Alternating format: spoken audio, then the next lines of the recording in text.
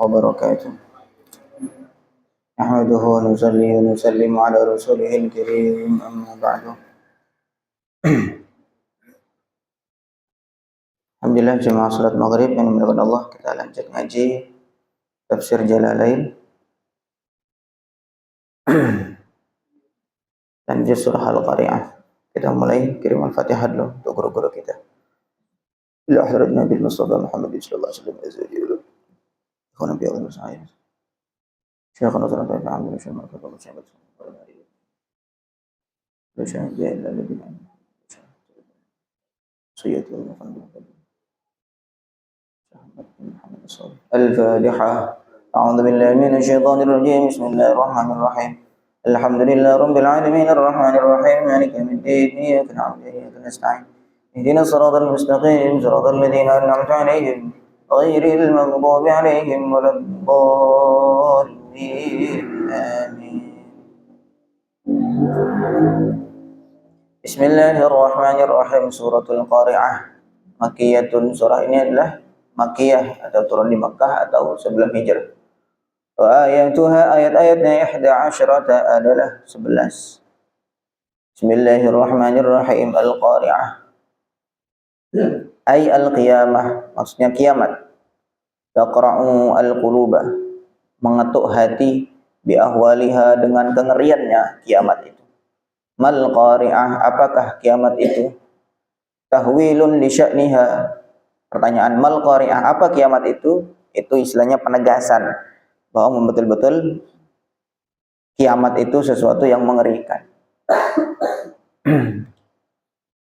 Wa ma adraka, apa yang membuat kamu tahu atau tahukah kamu? A'lama, yang memberitahukan kamu, mal qari'ah, itu apakah kiamat itu? Ziyadatu tahwilin laha, ada tambahan lagi penegasan bahwa kiamat itu betul-betul mengerikan. Jadi al-qari'ah kiamat, mal qari'ah, apa kiamat itu? Wa ma adraka mal qari'ah, tahukah kamu apa kiamat itu? Jadi kalau penyebutan berulang-ulang itu penegasan bahwa betul-betul kiamat itu sesuatu yang mengerikan.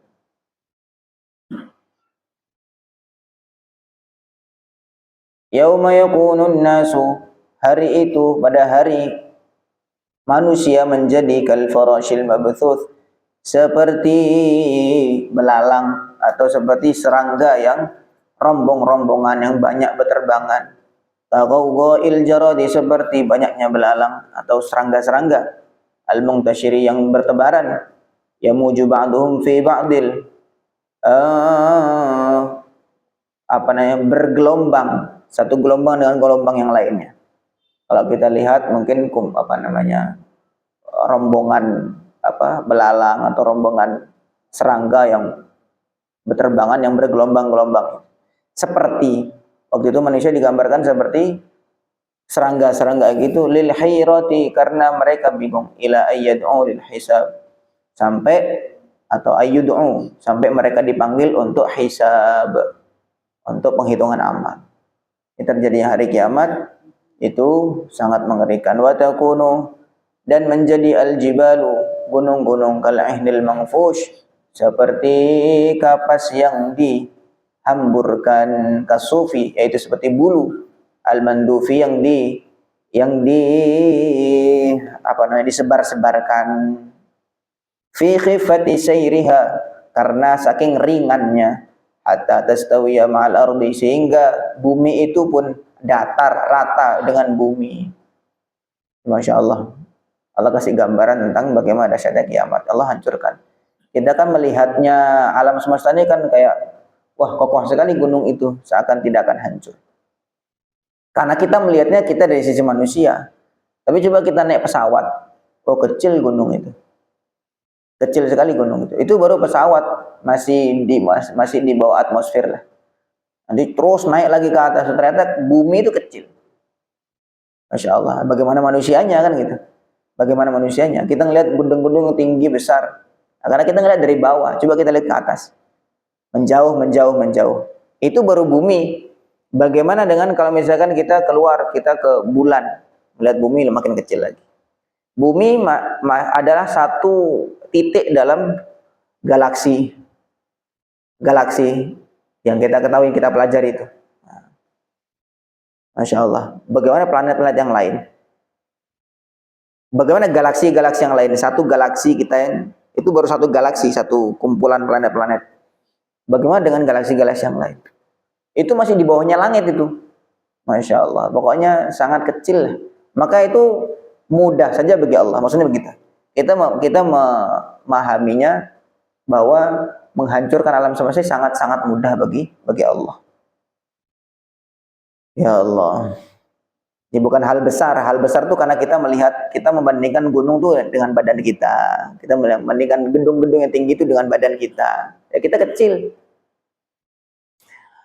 Fa'amma man thaqulat, maka barang siapa yang berat mawazinuhu, timbangan-timbangannya, bi an rajahat hasanatuhu, yaitu unggul kebaikan-kebaikannya, ala sayyiatihi, daripada keburukan-keburukannya, fahuwa, maka dia fi 'aisyatin radiyatin, maka Allah tempatkan dalam kehidupan yang menyenangkan, fil jannati, yaitu di dalam surga.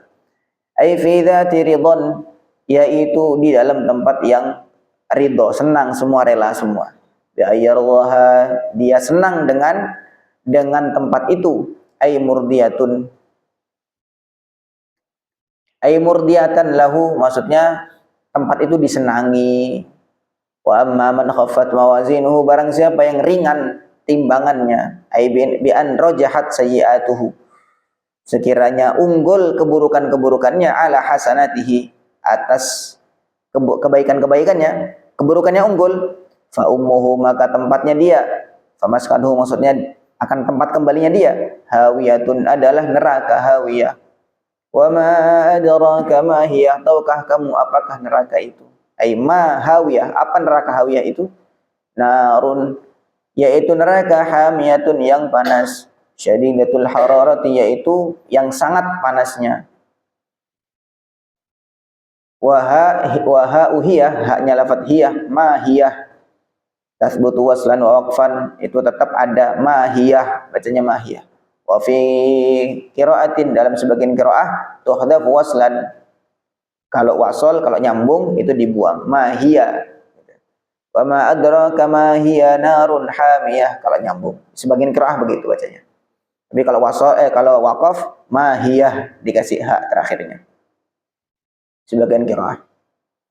Jadi Masya Allah, ringkasnya surah Al-Qari'ah itu cerita tentang hari kiamat. Dan memang yang pertama perlu ketahui bahwa rata-rata surah-surah yang menceritakan tentang akhirat, tentang kiamat itu Makkiyah. Maksudnya Makkiyah bagaimana? Turun di Mekah atau sebelum masa hijrah Nabi ke Madinah.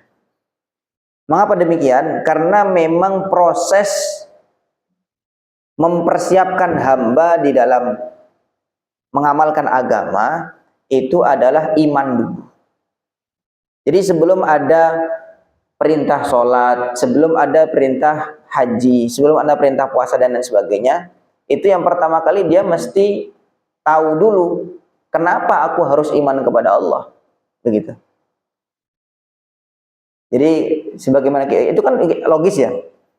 Sebelum kita mulai misalnya dalam pekerjaan kita masuk dalam sebuah perusahaan. Sebelum kita mulai kerja kita apa saja, kan kita mesti tahu dulu motivasinya apa. Kenapa saya harus kerja di sini? Kan begitu. Sekarang kita masuk agama Islam. Ini yang banyak sekali diabaikan oleh orang Islam sendiri, gitu. Bahwa yang dipentingkan adalah cara sholat, jadi praktek ritualnya seperti apa. Sedangkan motivasinya itu tidak ada. Maksudnya ya sholat, dia asal sholat aja berangkat, pokoknya sholat gitu aja. Sehingga tahu gerakannya. Sedangkan motivasinya apa, kenapa saya harus sholat? Kenapa saya harus menyembah Allah? Kenapa saya harus memilih Islam? Kan begitu. Makanya yang penting sekali pendidikan dasar pertama itu adalah bagaimana mengenalkan Allah, iman dulu. Maka sahabat-sahabat dulu, dan ini metodenya Nabi ya, langsung dari Allah Subhanahu wa taala. Jadi dalam memperkenalkan agama kepada umat, itu yang pertama kali adalah mereka harus tahu dulu kenapa mereka nyembah Allah. Ya kan? Maka ayat-ayat tentang tauhid, ayat-ayat tentang kebesaran Allah Subhanahu wa taala itu rata-rata di Mekah. Sedangkan syariat-syariat itu nanti belakangan di Madinah. Sehingga termasuk keimanan, kan rukun iman itu kan ada 6. Rukun iman ada 6, iman kepada Allah, iman kepada malaikat, kepada apa lagi? Kepada kitab-kitab, terus kepada rasul, terus kepada hari kiamat, terus takdir yang ke-6. Nah, rukun iman, di antara rukun iman ya kiamat ini termasuk yang ditentukan oleh Allah, zat yang maha pencipta. Itu adalah adanya kiamat. Yang pertama kali kita mesti kenalkan dulu kenapa saya harus nyembah Allah. Kenapa kita harus nyembah Allah? Ya karena Allah itu pencipta kita. Karena Allah itu pencipta kita. Lah emang kita diciptakan? Lah iya. Coba kita urutkan, kita dari mana? Dari ibu. Ibu dari mana? Dari neneknya lagi. Terus naik terus. Pada akhirnya kita kan sampai kepada Nabi Adam. Nabi Adam dari mana? Dari tidak ada. Lalu yang mengadakan siapa? Itulah Allah Subhanahu wa taala. Nah, itu nanti kita bahas di dalam tauhid. Lalu Allah tuh bagaimana Allah itu? Yang kita sembah itu seperti apa? Misalkan kalau ada orang nyembah yang batu, apakah pantas kita nyembahnya dia? Namanya Tuhan itu, dia tidak butuh kepada siapapun, sedangkan semuanya butuh kepada dia. Dan sedangkan batu malah justru dia butuh kepada yang lain, kan gitu. Kadang-kadang dia bentuknya ini, bentuknya itu, kan begitu, batu itu. Dan tidak semua orang juga butuh kepada batu. Ya. Lagi pula batu juga sama sekali dia tidak bisa apa-apa. Tidak bisa apa-apa. Makan tidak bisa. Jangan makan, ngusir lalat yang hinggap ke batu itu dia nggak bisa. Kan begitu. Maka Tuhan itu tidak seperti itu. Sering saya sampaikan kalau paling ringkas. Kalau mau dikaji lebih panjang banyak. Tapi paling ringkas itu namanya sifat-sifat Allah itu dalam surah Al-Ikhlas. Itu batu ukuran, bukan batu. Ya pokoknya ukuran Tuhan itu pas untuk dijadikan Tuhan itu adalah surah Al-Ikhlas. Yang mana qul huwallahu ahad. Dia pokoknya cuma satu. Kalau ada duanya, maka berarti ya bukan Tuhan. Ya, Tuhan itu cuma satu. Kalau misalkan ada Tuhan A, ada Tuhan B, ada Tuhan siang, ada Tuhan malam, ya begitu. Lalu yang mana Tuhan? Yang mana yang Tuhan? Apakah dua-duanya Tuhan? Berarti kalau misalkan yang Tuhan malam pengen malam, yang siang pengen siang, mana yang menang? Coba. Oh, itu akan menang Tuhan malam. Oh, berarti si Tuhan siang berarti tidak pantas dijadikan sebagai Tuhan karena dia kalah. Tuhan kok kalahan tuh gimana? Kan gitu. Paham ya? Nah, tidak pantas. Padahal dia mengklaim sebagai Tuhan. Nama-namanya Tuhan ya karena dia sama. Kalau kita katakan sebagai Tuhan malam dan Tuhan siang itu sama-sama Tuhan. Kalau ini lemah berarti ini juga lemah. Karena kan katanya sama. Kan begitu. Potensinya sama. Maka yang pantas, yang pas secara logis itu Tuhan itu cuma satu. Dan itu cuma satu.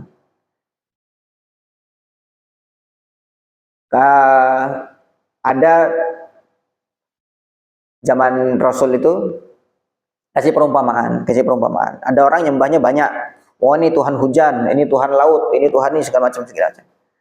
Maka daraballahu mathalan rajulan fihi syuraka mutasyakisun wa rajulan salaman li rajulin hal yastawiyani mathala.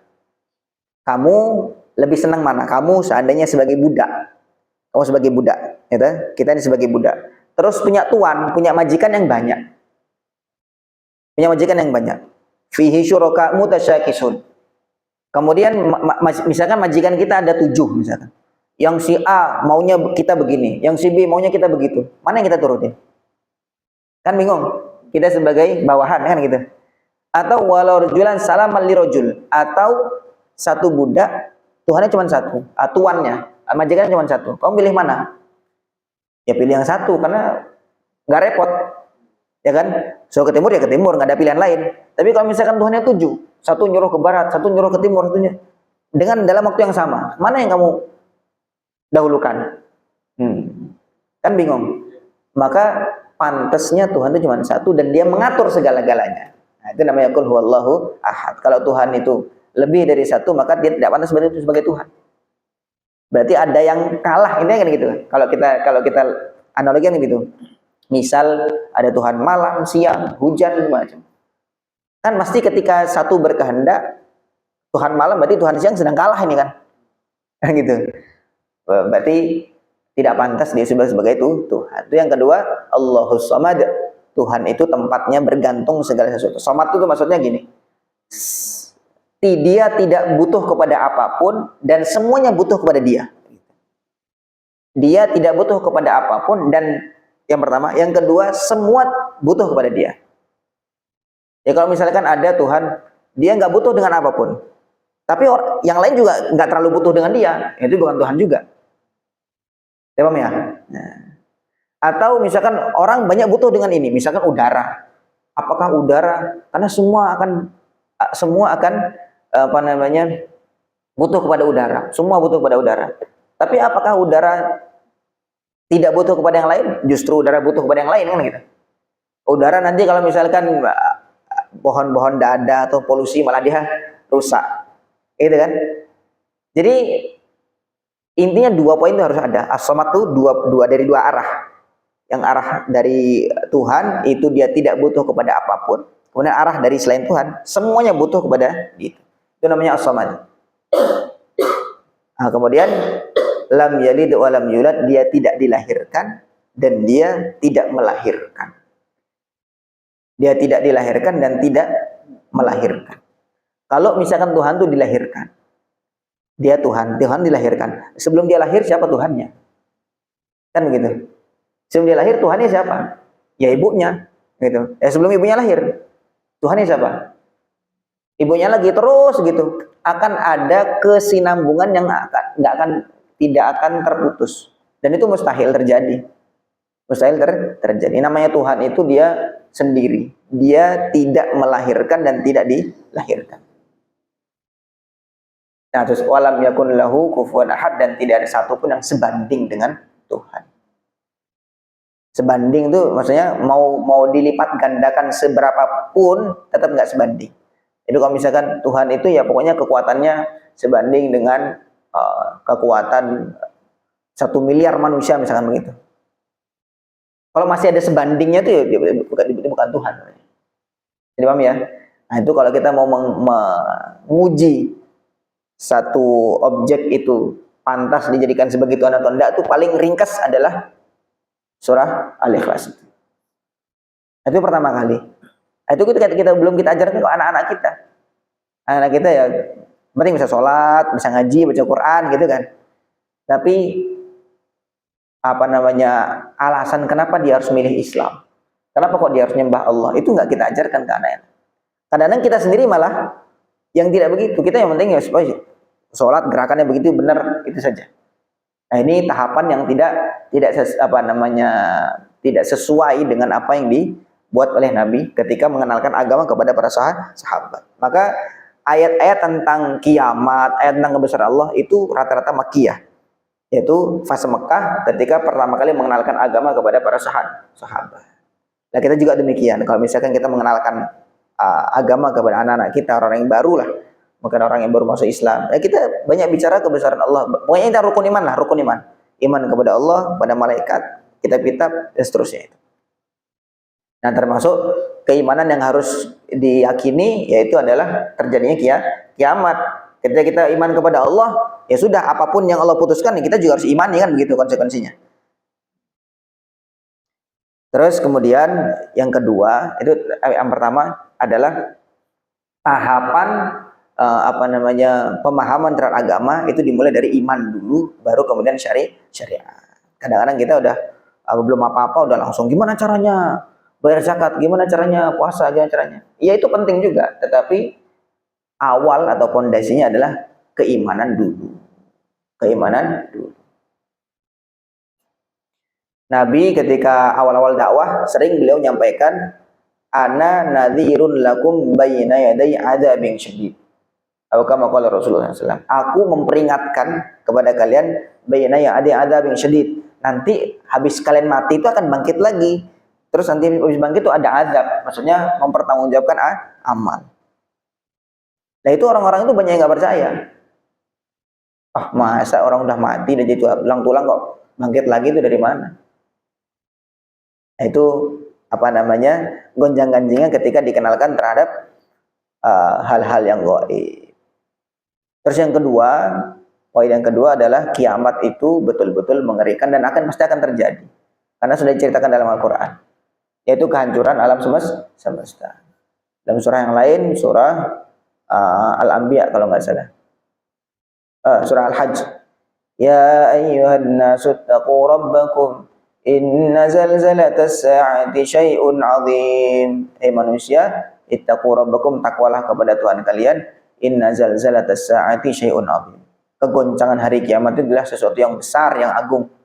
Yauma tadhhalu kullu murdi'atin 'amma arda'at. Ketika waktu itu terjadinya kiamat itu, ibu yang sedang menyusui bisa mencampakkan, bisa melalaikan anak yang sedang dia susui. Wa tad'u kullu dhati hamlin hamlaha, dan wanita yang sedang hamil tiba-tiba langsung brojol. Wa taran nasa sukara, kamu lihat manusia semua sedang mabuk, oleng sana oleng sini. Wa ma hum bisukara, padahal mereka tidak mabuk. Walakin 'adzaballahi syadid, tetapi azab Allah lah yang agung, yang dahsyat. Masya Allah. Jadi ya kita perlu persiapan. Walaupun nanti ya kiamat itu yang mengalami kiamat itu tidak ada seorang iman pun yang mengalami kiamat. Yang mengalami kiamat itu adalah orang-orang syirarun nas. Syirarun nas itu orang-orang kafir yang sudah sangat paling buruk. Coba kita sekarang ya, kalau kita ngelihat kriminal-kriminal yang terjadi sekarang itu mengerikan. Ada orang yang mutilasi lah, apa segala macam, ngeri sekali. Nanti sebelum kiamat yang sudah mendekati itu semakin durjana, orang-orang itu semakin sadis, semakin liar. Ya sekarang masih belum ada apa-apanya. Maka nanti sebelum kiamat itu ada angin yang berhembus, angin yang wangi berhembus, kemudian menghampiri seluruh orang-orang Islam. Setelah itu angin itu terhirup langsung mati, yaitu orang-orang yang menghirup itu, orang Islam itu. Sehingga semua yang tersisa di alam di bumi ini cuma tinggal orang kafir, syirarun nas, orang yang buruk-buruk semua. Waktu itulah langsung terjadi hari kiamat. Tetapi kan kiamat itu kiamat besar. Itu kiamat besar yang diceritakan dalam Quran. Ada kiamat sughra, ada kiamat yang kecil. Apa itu? Ya mati itu. Matinya orang per orang. Ada bencana misalkan gempa bumi atau banjir atau tsunami atau segala macam, kemudian mati. Itu kiamat juga, tapi kiamat kecil. Atau matinya orang satu per satu, kita satu mati atau siapa anggota itu kiamat kecil.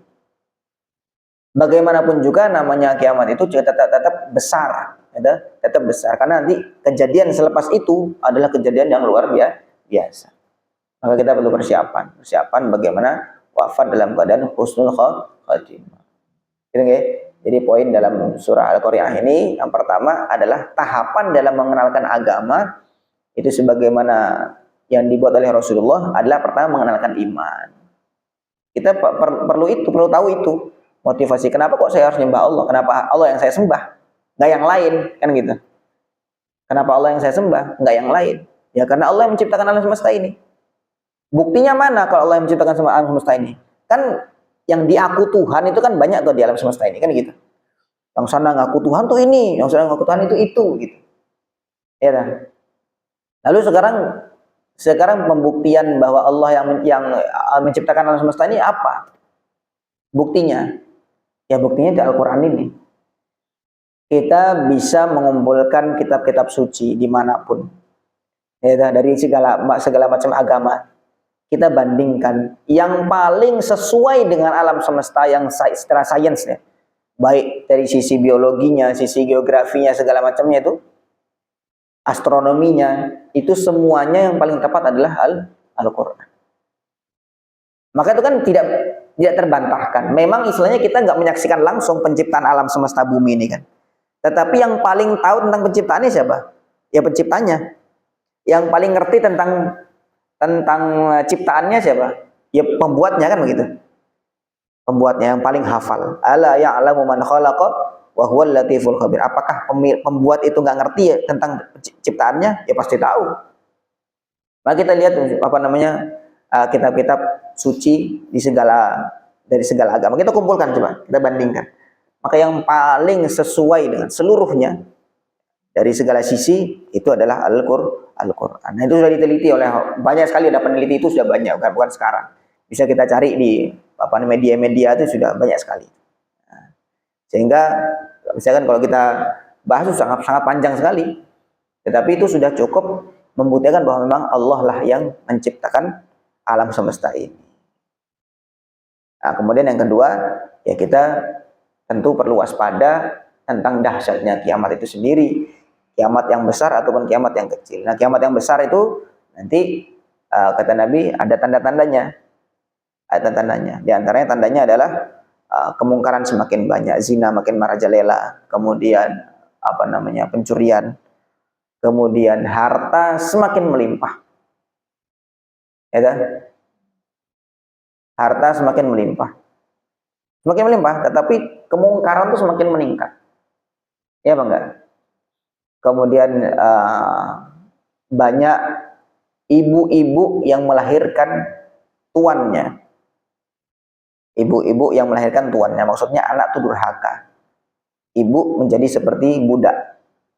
Ibu menjadi seperti budak. Jadi ibu melahirkan tuannya. Jadi anak udah besar, dia malah merintah, nunjuk-nunjuk segala macam, itu satu kiasan dan segala macam. Nah, itu kalau Ustaz Zulkifli itu kalau yang bahas kiamat tuh spesialis beliau memang tuh. Nah, kalau mau cerita mendetail tentang tanda-tanda kiamat sangat banyak sekali. Nah, termasuk tanda yang terbesar adalah nanti munculnya Dajjal. Itu akan muncul. Semua nabi tidak hanya Nabi Muhammad saja, semua nabi itu nanti sudah menceritakan tentang fitnah terakhir, yaitu fitnah Dajjal. Itu akan muncul. Nah, sekarang nih tanda-tanda kecilnya sudah bermunculan. Khamar di mana-mana. Kemudian juga umat semakin jauh dari agama, dari ulama. Itu nggak bisa dihindari, nggak bisa dihindari. Sekarang ulama pesantren itu kan sedang dibombardir ya, dan diserang di mana-mana. Memang arahnya ke situ. Arahnya nanti kata Nabi akan ada nanti orang-orang masyarakat lari dari para ulama. Mereka kabur, tidak mau, pokoknya kalau ulama itu buruk sudah. Yang pertama. Kemudian yang kedua, akan muncul pimpinan-pimpinan zalim. Pimpinan yang bengis, yang zalim, dia akan berbuat semaunya sendiri. Nah, itu tanda-tanda kiamat. Nah, itu nggak bisa kita hindari. Nah, sekarang bagaimana ikhtiar kita? Ikhtiar kita ya sudah kita ikhtiar itu sekemampuan kita. Kita buat tetap kalau ada pemahaman-pemahaman yang miring terhadap agama atau terhadap ulama, kita luruskan. Kemudian kalau misalkan orang-orang yang menilai orang-orang Islam itu tidak baik, kita buat contoh yang baik kepada mereka, sehingga umat itu melihat orang Islam itu ternyata baik, sangat baik sekali. Dan tadi itu kan istilahnya orang-orang menghancurkan Islam itu kan tidak dari luar, justru dari dalam. Dari dalam. Ketika mereka sendiri pecah satu sama lainnya, baru kemudian mudah sekali dihancurkan. Insyaallah. Jadi ya mudah-mudahan ini tafsir surah Al-Qari'ah menjadi pelajaran untuk kita semua.